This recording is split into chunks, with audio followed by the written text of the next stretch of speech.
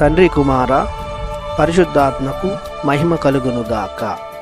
ఈనాటి జీవవాక్యం. ప్రభువే నాకు దీపము, నాకు రక్షణము, ఇక నేనెవరికి భయపడను. కీర్తన 27 వచనము 1. ప్రియ సహోదరి సహోదరులారా, దేవుని బిడ్డలారా, తండ్రియగు దేవుడు, ప్రభు అయిన యేసుక్రీస్తు, పవిత్రాత్మ సర్వేశ్వరుడు మిమ్ములను సదా దీవించి కాచి కాపాడునుగాక. ప్రస్తుత కాలంలో ప్రతి ఒక్కరూ తమ జీవితానికి ఒక భద్రత, భరోసా కావాలని భావిస్తున్నారు. దానికోసమే అనేక జీవిత బీమాలను ఆశ్రయిస్తున్నారు. ఇంకా తమకు, తమ సంతానానికి ఒక ఎలుగైన ప్రకాశవంతమైన భవిష్యత్తు, జీవితం కావాలని ఎదురు చూస్తున్నారు. అనేక ప్రయత్నాలు చేస్తున్నారు.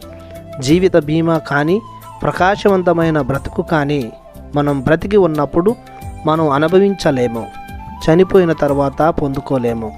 కానీ ప్రభు అయిన యేసు ఎడల విశ్వాసం ఉంచి జీవిత బీమాను, ప్రకాశవంతమైన జీవితాన్ని కావాలని అడిగితే ప్రభువు తప్పక దయచేస్తాడు.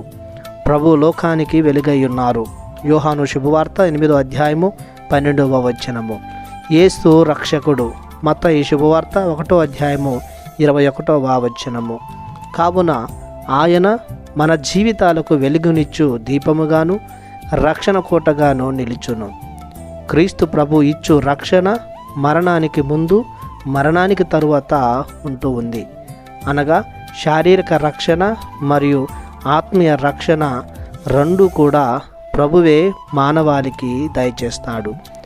ఆయన అనుచరులమైనందుకు, ఆయన త్రోవలో నడుస్తున్నందుకు మనం గర్వపడాలి. చీకు చింతలు, బాధలు, భయాలు వదిలి ధైర్యంగా, నమ్మకంగా ప్రభుని అంటిపెట్టుకొని జీవించాలి. ప్రార్థించుదము. మా రక్షణ దుర్గమైన దేవా, మీకు మా వందనం, మీకు మా స్తోత్రం. మమ్ములను రక్షించుటకు, మీ వెలుగుబాటలో నడిపించుటకు మీ ప్రియ కుమారుని మాకు అందించారు. ఆయన యందు విశ్వాసం కలిగి ఆయన బాటలో నడిచి నూతన వెలుగులను, రక్షణ ఆనందాన్ని పొందుకునే యోగ్యతను మాకు దయచేయమని యేసయ్య నామములో ప్రార్థిస్తున్నాము తండ్రి. ఆమెన్. దేవుడు మిమ్ము దీవించునుగాక. ఆమెన్.